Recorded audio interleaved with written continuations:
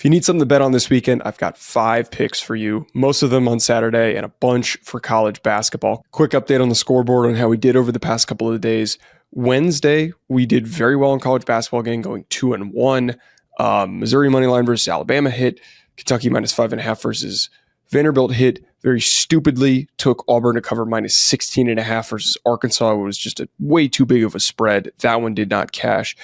Thursday, I got caught up in the patriotism of betting on USA Hockey. They lost in overtime. Okay, quick second here. Who leaves Connor McDavid wide open in front of the net? How do you couldn't have been more wide open. There was nobody paying attention. I played hockey in high school. I'm no expert, but as somebody who played goalie, I'll tell you what, right now, if the best player on the ice or even in the world has a wide open shot like that, no one's stopping that. It doesn't matter that the U.S. had the best goalie in the country or in the world. It doesn't matter. One of the worst defensive plays I've seen in a long time. Hilariously stupid. That doesn't hit, and we also didn't get the over, but we did cash on Celtics -7. Basketball has been the most successful that we've been hitting here, so we're gonna avoid hockey for a little bit. We're gonna stick mostly with basketball. The 5 picks, though. Jumping into the first one, Knicks versus Cavs. I'm taking Cavs at -8.5. One thing that's very notable is that the Cavs are one of the best teams at covering this season. They're 36-19 against the spread compared to the Knicks, who are down the middle, 27-1. The Cavs, though, which is the most important aspect of this, 19-10 against the spread at home, and the Knicks are 13-2 against the spread as the away team. Both teams really good shooting teams, but I think in the circumstance, we got to follow the trends. Going with the team specifically that is more consistent at covering. Next, we're going to take Texas A&M +2.5 versus Tennessee. One thing I was reminded of this past week, you're always going to set yourself up in favorable situations with evenly matched opponents by picking the home team, especially when you have this information that Texas A&M is 12-1 at home. They're 9-3 against the spread at home. So having that much success while playing in their home court is very important for this conversation. In addition to this, just some added context, but doesn't really play into what I'm talking about here. Texas A&M is 13-7 against the spread after a win, while Texas A&M, coming off of their loss to Mississippi State, is 1-2 against the spread. So not enough context to really know how Texas A&M is going to do after this game, just because they haven't lost very many this year and they're pretty down the middle. One thing that is notable for me, though, there's a pretty big gap between the Texas A&M rebounding and Tennessee's.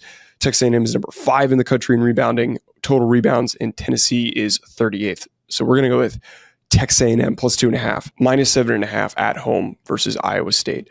Now, this is a big spread, but Houston is really good at home, 13-1 at home. Most importantly, there's a pretty big disparity, I think, between the quality of these two teams. I think Iowa State is a good program this year, but Houston has just been unstoppable. They're number 1 in points per game allowed. They're number 3 in average scoring margin. Houston's the way better 3-point shooting team, 6th in the country compared to 121st. And then also one thing that's like really could be a swinging part of this game is Houston's 8th in steals per game compared to Iowa State, who is 143rd in turnovers per game. So that could end up leading to just a really strong defensive performance. And if Houston shoots well enough from 3, they could end up winning this game by more than 7.5. After that, we're taking another home favorite, Alabama -7.5 at home against Kentucky.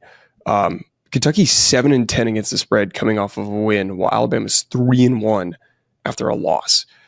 The way that they've played over the past couple of games has been underwhelming, but they desperately in this situation need a bounce back after the 2 straight losses that they've suffered, especially the one that they had at home against Auburn. I think that they're going to be motivated. They're going to be galvanized. On top of this, Bama's number 2 in 2-point shooting percentage, and Kentucky's 243rd in the country in 2-point shooting defense. So enough of a gap there that there's a strong shot that Alabama has a typical amazing offensive performance. And then last part here, Alabama's number 2 in the country in defensive rebounds, while Kentucky is 161 in offensive rebounds.